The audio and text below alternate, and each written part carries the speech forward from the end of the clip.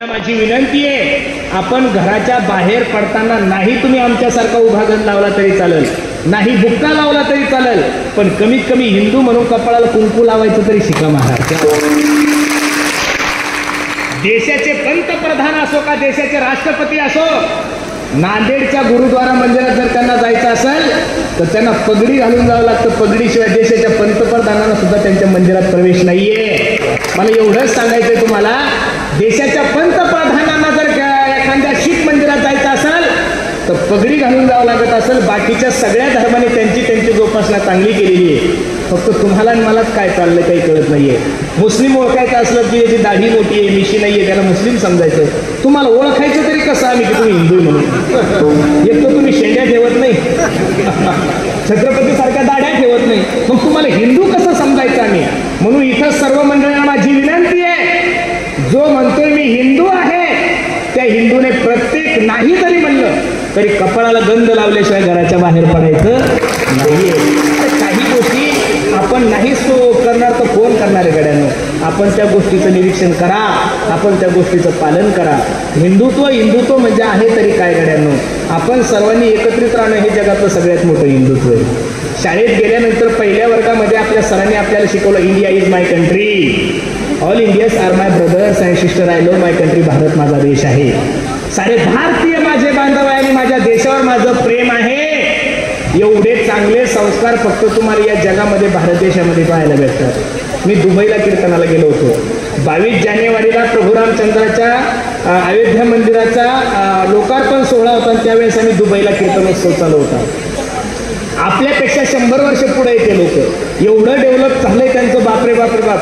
तिथं ट्रॉफिकला चुकून सुद्धा कोणता ड्रायव्हर कधी सिग्नल मोडला की त्याला 10 लाख रुपये फाईन आहे. किती आहे? 10 लाख रुपये. तिथले सगळे माणसं रूल्स फॉलो करतात. आपले माणसं फक्त जाऊ द्या सोडून. ते लोक आपल्यापेक्षा बिल्डिंगनं डेव्हलप आहे, ते लोक आपल्यापेक्षा पैशानं डेव्हलप आहे, टेक्नॉलॉजीनं डेव्हलप आहे. बाकीच्या देशातले लोक जरी आपल्यापेक्षा सगळ्या गोष्टीनं डेव्हलप असले तरी पण खरं सांगू का, भारतासारखी संस्कृती या जगाच्या पाठीवर तुम्हाला कुठंच पाहायला भेटणार नाही. भारतासारखी विचारधारा, आणि इथं प्रत्येक बाईकडे पाहत असताना, प्रत्येक मातेकडे पाहत असताना तिला बहिणीचा दर्जा दिला जातो. हे संस्कार फक्त भारत देशामध्ये. जाई तू माते न करी साई असं म्हणणारे तुकोबरा आपल्या भारतातले. स्वामी विवेकानंदासारखा महात्मा त्या स्त्रीने सांगितलं, स्वामीजी तुमचं सौंदर्य पाहून, तुमची बुद्धी पाहून मी तुमच्यासोबत लग्न करायला तयार आहे. स्वामी म्हणे तुला माझं काय आवडलं? म्हणजे तुमच्यासारखा सौंदर्यवान माणूस, तुमच्यासारखा बुद्धिवान माणूस जर माझा नवरा झाला, मला जो मुलगा होईल तो तुमच्यापेक्षा सौंदर्यवान आणि तुमच्यापेक्षा बुद्धिवान.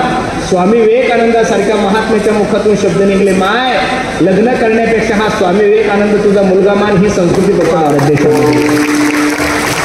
कल्याण सुभेदाराची सून छत्रपती शिवाजी महाराजांसमोर नजराणा म्हणून प्रकट केली. काय नव्हतं करतायत माझ्या राजाला?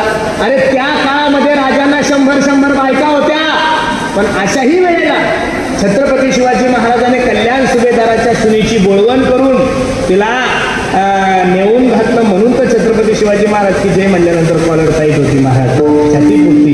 म्हणून खरं सांगू का तुम्हाला, बाह्य रंगाला शास्त्रामध्ये किंमत नाहीये. गळ्यामध्ये पवित्र तुळशीची माळ घातली, कपड्याला गंध लावला म्हणजे तो वैष्णव. आज लोकांची धारणा खराब होऊन गेली. ज्याची दाढी मोठी तो सगळ्यात मोठा बाबा, ज्याची गाडी मोठी तो सगळ्यात मोठा महाराज, ज्याची फी मोठी तो सगळ्यात मोठा बाबा.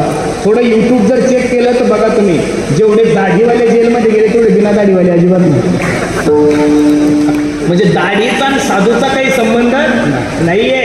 अरे अस्वलाला सुद्धा हात केस असतात, मग तुम्ही त्यांना साधू म्हणणार आहे का? नाहीये. साधूचे लक्षणं सांगत असताना, वैष्णवाचे लक्षणं सांगत असताना तुकोबराने सांगितलंय अभंगाचं पहिलं चरण, वैष्णव